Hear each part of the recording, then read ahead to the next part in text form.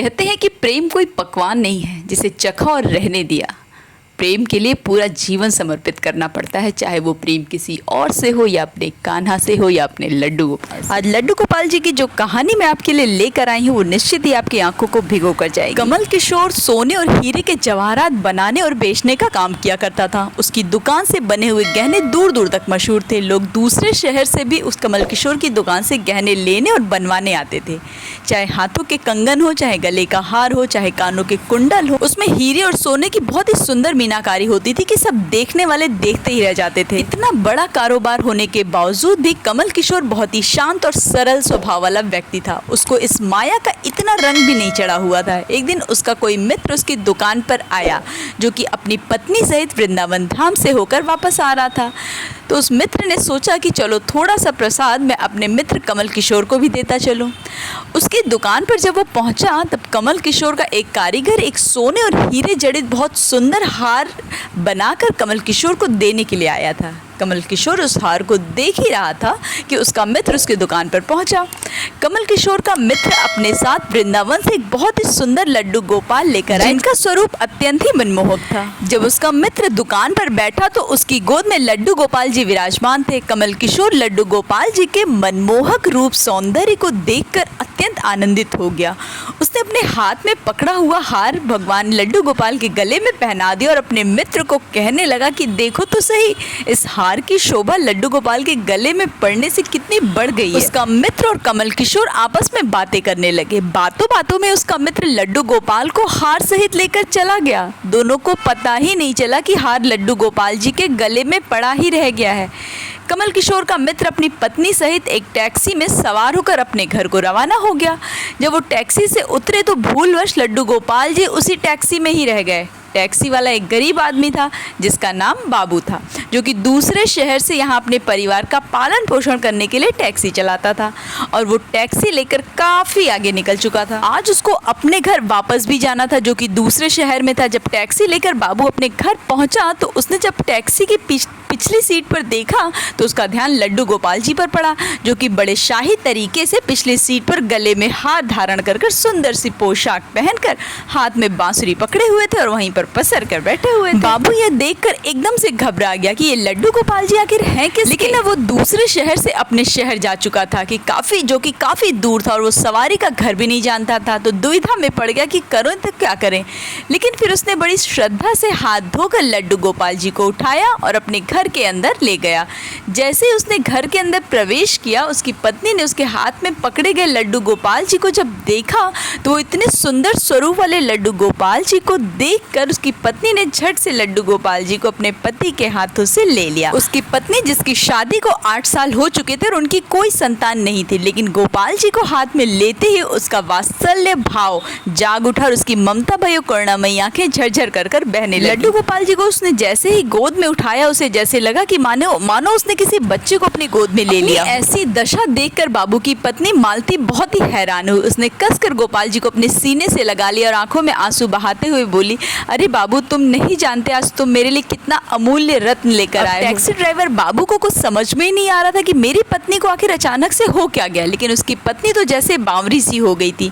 वो गोपाल जी को जल्दी जल्दी अंदर ले गए, उनसे बातें करने लगी। अरे लाला, इतनी दूर से आए हो तो तुम्हें भूख लगी होगी ना। गोपाल जी की पत्नी ने जल्दी जल्दी मधु और घी से बनी हुई चूरी बनाकर और दूध गर्म करके ठाकुर जी को भोग लगाया। जब कमल किशोर को हार की याद आई तो उसने देखा कि अरे हार तो लग रहा है लड्डू गोपाल जी के साथ ही चला गया। उसने अपने मित्र को संदेशा भिजवाया। कमल किशोर के मित्र ने कहा कि अरे मैं तुमसे क्या कहूँ, लड्डू गोपाल जी तो चोरी हो गए हार सहित। अब कमल किशोर परेशान हो गया। उसने सोचा अरे इतना महंगा हार कहाँ चला गया, मुझे तो लाखों का नुकसान हो गया। लेकिन फिर भी अपने सरल स्वभाव के कारण उसने अपने मित्र को कुछ नहीं कहा। और कमल किशोर अपने सरल स्वभाव के कारण उसने मन में सोचा कि कोई बात नहीं, मेरा हार तो ठाकुर जी के अंग ही लगा हुआ, अगर मेरी भावना सच्ची है तो ठाकुर जी उसको पहने रखें। और उधर बाबू और उसकी पत्नी मालती दिन रात ठाकुर जी की सेवा करने लगे। और अब तो मालती और बाबू को लड्डू गोपाल जी अपने बेटे जैसे ही लगने लगे। लड्डू गोपाल जी की कृपा से अब मालती के घर एक बहुत ही सुंदर बेटी ने जन्म लिया। इन सब बातों का श्रेय वो लड्डू गोपाल जी को देती रही। ये हमारा बेटा है और अब हमारी एक बेटी भी हुई है, अब हमारा परिवार पूरा हो गया।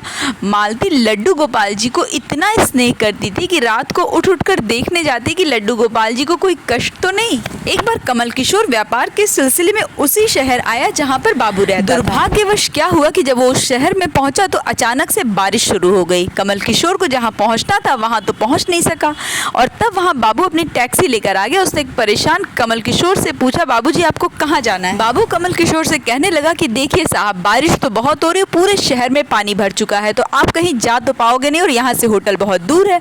आप चाहो तो मेरे घर चल सकते हो, मेरा घर यहीं पास में ही है। कमल किशोर जिसके पास ढेर सारे सोने और हीरे के जवाहरात थे, वो अचानक से टैक्सी वाले के साथ जाने के लिए थोड़ा सा घबरा रहा था, लेकिन उसके पास और कोई चारा भी नहीं था और वो बाबू के घर उसके साथ टैक्सी में बैठकर चला गया। घर पहुंचते ही बाबू ने मालती को आवाज़ दी कि आज हमारे घर मेहमान आए हैं, उनके लिए खाना बना लो। कमल किशोर ने देखा कि बाबू का घर है तो छोटा सा लेकिन काफी व्यवस्थित है। उनके घर में से अजीब तरह की इत्र की खुशबू आ रही थी जो कि उसके हृदय को काफी आनंदित कर रही। जब मालती ने कमल किशोर को भोजन परोसा तो कमल किशोर को उसमें से अमृत जैसा स्वाद आया और उसका ध्यान बार बार उस दिशा की तरफ जा रहा था जहाँ पर ठाकुर जी विराजमान थे। वहाँ से उसको एक अजीब तरह का प्रकाश नजर आ रहा था। कमल किशोर ने बाबू से कहा कि अगर आपको ऐतराज ना हो तो क्या आप बता सकते हो कि उस दिशा में आखिर क्या रखा हुआ है? तब मालती और बाबू ने एक दूसरे को देखा और मुस्कुराने लगे। उन्होंने कहा कि वहाँ पर हमारे घर के सबसे प्यारे सदस्य विराजमान हैं। कमल किशोर ने कहा, क्या मैं उनके दर्शन कर सकता हूँ? तो मालती उनको उस कोने में ले गई जहाँ पर लड्डू गोपाल जी विराजमान थे। कमल किशोर लड्डू गोपाल जी को और उनके गले में पड़े हार को देखकर एकदम से हैरान हो गए और बोले, अरे ये तो वही लड्डू गोपाल है और ये वही हार है जो मैंने अपने मित्र के लड्डू गोपाल जी को डाला था। कमल किशोर ने बड़ी विनम्रता से पूछा कि ये गोपाल जी तुम कहाँ से लाए हो? बाबू जिसके मन में कोई छल कपट नहीं था उसने सारी बातें सच सच बता। कमल किशोर ने बाबू से कहा, क्या तुम्हें पता है कि लड्डू गोपाल जी ने जो हार पहना हुआ है वो कितना अनमोल है, कितना महंगा है? तब बाबू ने कहा कि लाला के सामने किसी चीज का, किसी हार का कोई मोल है ही नहीं साहब। तब कमल किशोर ने सोचा कि चलो लाखों का हार है, ठाकुर जी ने धारण ही कर लिया तो क्या। अगले दिन जब कमल किशोर चलने को तैयार हुआ और बाबू उनको टैक्सी में लेकर उनके मंजिल तक पहुंचाने गया, तब कमल किशोर टैक्सी से उतरा और जाने लगा। तभी बाबू ने उनको आवाज लगाई कि जरा रुको, या आपका कोई सामान हमारी टैक्सी में रह गया है। लेकिन कमल किशोर ने कहा, मैंने तो वहाँ कुछ नहीं रखा। लेकिन बाबू ने कहा, ये बैग तो आपका ही है। जब कमल किशोर ने उसको खोल कर देखा तो उसमें बहुत सारे पैसे थे। कमल किशोर एकदम से हक्का बक्का रह गया कि ये तो इतने पैसे हैं कि जितने की उस हार की कीमत है। कमल किशोर ने सोचा कि जब तक मैंने ठाकुर जी को निश्चल भाव से हार पहनाया हुआ था वो पहने हुए थे, और जैसे ही मेरे मन में हार को देख के लालच आ गई और ये सोचने लगा कि यहाँ कितना महंगा हार है ये, तो ठाकुर जी ने तुरंत वो हार के पैसे मुझे वापस कर दिए। मैं हार के पैसों के बारे में ही सोच रहा था, ठाकुर जी ने मेरा अभिमान तोड़ने के लिए आखिर मुझे पैसे वापस दे दिए। अब वो ठाकुर जी से क्षमा मांगने लगा, लेकिन अब हो भी क्या सकता था। इसीलिए हमारे अंदर ऐसे भाव होने चाहिए कि उसमें अहंकार ना होकर विनम्रता होनी चाहिए, और ठाकुर जी जैसा चाहते हैं वैसा ही होता है। हम तो निमित्त मात्र हैं। कौन ठाकुर जी को वृंदावन से लाया और किसके घर आकर वो विराजमान हुए, ये सब ठाकुर जी की लीला है। जिसके घर रहना है, जिसकी सेवा लेनी है, वो सभी जानते हैं। हम लोग तो निमित्त मात्र हैं। बस हमारे भाव शुद्ध होनी चाहिए। ठाकुर जी तो बड़े बड़े पकवान नहीं बल्कि भाव से खिलाई गई छोटी से छोटी चीज को भी ग्रहण कर लेते हैं। और भक्ति भाव में डूबने के लिए चैनल को सब्सक्राइब करना बिल्कुल भी ना भूलें। तो बोलिए लड्डू गोपाल जी की जय।